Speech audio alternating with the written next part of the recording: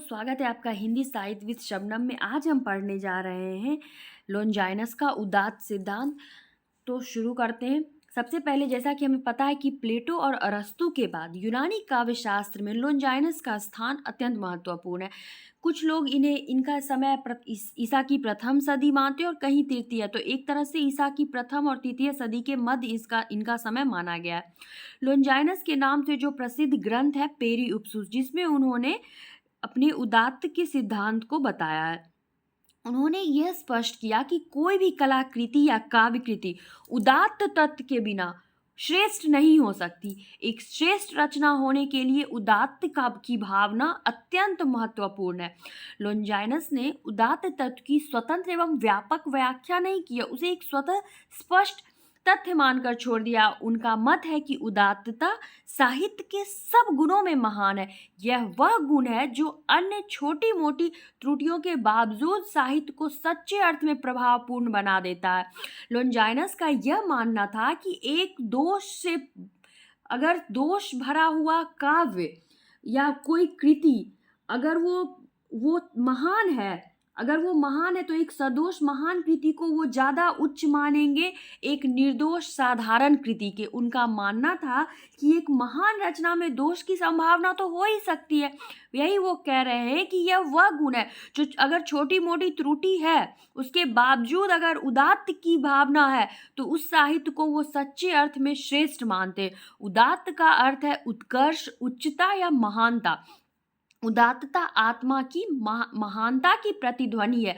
उनका मानना है कि अगर आपके आत्मा के अंदर उदात्त भावना है, महानता की भावना है, तभी आप उस वैसे श्रेष्ठ रचना को आप रच सकते हैं। और यही कहना चाहते हैं कि आपके आत्मा से निकली हुई प्रतिध्वनि ही उदात्तता है। उदात्त को परिभाषित करते हुए लोनजाइनस कहते हैं अभिव्यक्ति की विशेषता और उत्कर्ष ही औदात्य है। अभिव्यक्ति का अर्थ कि अपने भावों को प्रकट करना।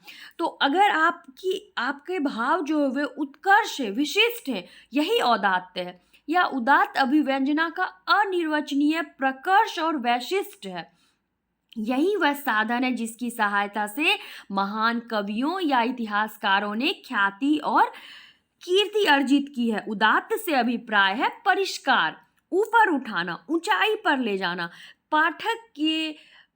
पाठक या दर्शक के भाव को, उनकी भावना को अपने साहित्य से एकाकार कराने के बाद उनके भावनाओं को उत्कर्ष पर ले जाना, ऊंचाई पर ले जाना ही एक उदात्त साहित्य का काम है। ऐसा लोनजाइनस का मानना है। सच्चे औदात्त के स्पर्श मात्र से मानवता सहज ही उत्कर्ष को प्राप्त कर लेती है। यही कि अगर आप ऐसे उदात्त साहित्य को पढ़ते हैं, उसकी स्पर्श ही करते हैं कि आपकी स्पर्श मात्र से आपकी मानवता उत्कर्ष पर पहुंच जाती है। व्यक्ति सामान्य धरातल से ऊपर उठ जाता है और वह आनंद और उल्लास की सीमा पे पहुंच जाता है और श्रोता या पाठक को लगता है कि जो कुछ हो रहा है वो उसका अपना भोगा हुआ है। अर्थात हम कह सकते हैं कि यह ऐसा गुण है जो सामान्य धरातल से ऊपर उठकर विस्तृत मानस तक ले जाता है। और उनकी मान्यता है कि श्रेष्ठ साहित्य का लक्ष्य पाठक के अंदर हर्षातिरेक उत्पन्न करना है, एक ऐसा उत्कर्ष का भाव उत्पन्न करना है जिससे पाठक पार्थिव जगत से ऊपर उठकर आत्मविस्मृति की अवस्था में पहुंच जाता है। और लेखक की शैली में यह गुण प्रतिभा और कलात्मक संयोजन से आता है, ऐसा उनका मानना है।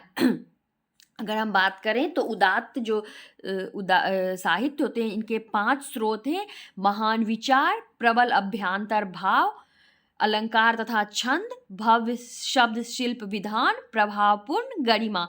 तो लोनजाइनस का मानना है कि महान विचार और प्रबल अभ्यांतर भाव जो हैं ये जन्म से हमें आते हैं, ये अंतरंग तत्व हैं।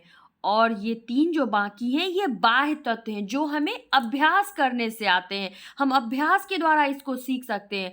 प्रथम 2 का संबंध कवि की प्रतिभा से है और शेष का जो संबंध है वो कवि की काव्य कला से है। अगर हम थोड़ा थोड़ा बात करें इन स्रोतों के बारे में तो सबसे पहले अगर हम बात करें महान विचार, तो उनका ये मानना है कि जो महान विचार होते हैं वो विशाल होते हैं और वो मन से जन्म लेते हैं। संकीर्ण या छोटी सोच से आप नहीं, आपके अंदर महान विचार आ सकते हैं। तो जो महान विचार है वो एक श्रेष्ठ काव्य के लिए उस बहुत ज़रूरी है। निम्न दर्जे के साहित्य ज्ञान से उच्च कोटि का साहित्य हम निम्न दर्जे के ज्ञान या छोटी विचारों से हम उच्च कोटि का जो साहित्य है हम नहीं रच सकते हैं। प्रबल अभ्यंतर भाव की अगर हम बात करें तो जब तक आपके अंदर भावना नहीं रहेगी, आप सिर्फ विचार से काव्य को नहीं रच सकते हैं। तो यही कहना चाह रहे हैं कि प्रबल भाव, अब हमारे अंदर ऐसा भाव उत्पन्न हो जो कि काव्य में ऐसी शोभा उत्पन्न करे कि यही कहना चाह रहे हैं कि श्रेष्ठ विचार से ही सिर्फ आप श्रेष्ठ साहित्य को नहीं बना सकते, उसके लिए आपके अंदर एक प्रबल भाव अत्यंत जरूरी है, जो कि आपके अंतरंग तत्व हैं, जो कि आपको जन्म से आते हैं।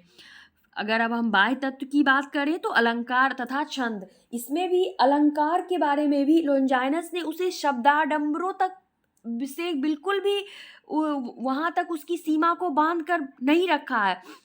उनका कहना ये है कि लोंजाइनस का एक तरह से कहें तो ये कहते हैं कि अलंकार जो है वो बाह्य आभूषण भर नहीं है। जिस प्रकार आलोचकों का मानना है कि केशवदास के रामचंद्रिका में जिन्होंने जिस तरह से उन्होंने शब्दाडंबर के लिए अलंकार का प्रयोग किया है, तो लोंजाइनस का मानना है कि अलंकार बाह्य आभूषण ना होकर जो भी काव्य शैली है उसके प्राण स्वरूप है।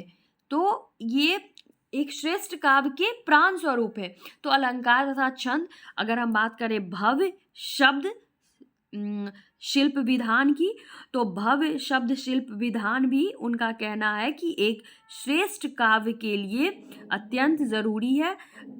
आप श्रेष्ठ आपका शिल्प विधान, आपका शब्द अगर अच्छा रहेगा तो उसमें उदात्त की भावना आएगी आपके शब्दों के चुनाव से, और आप एक श्रेष्ठ काव्य की रचना कर सकते हैं, तभी आप रचना कर सकते हैं। अगर हम बात करें प्रभावपूर्ण गरिमा, तो प्रभावपूर्ण गरिमा भी उतना ही एक उदात्त साहित्य के लिए लोंजाइनस ने एक महत्वपूर्ण स्रोत माना है।